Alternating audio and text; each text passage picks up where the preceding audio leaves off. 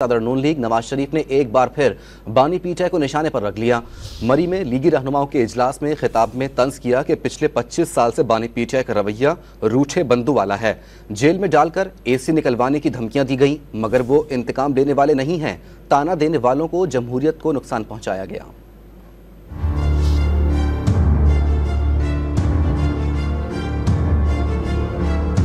आप हमें ताना देते हैं, डेमोक्रेसी को खुद आपने तबाह बर्बाद किया इस मुल्क के अंदर। हम तो आपके घर चल के गए थे, मुझे जरूरत नहीं थी जाने की, तो मैं वोट मांगने नहीं गया था उससे, आओ मिल के काम करें।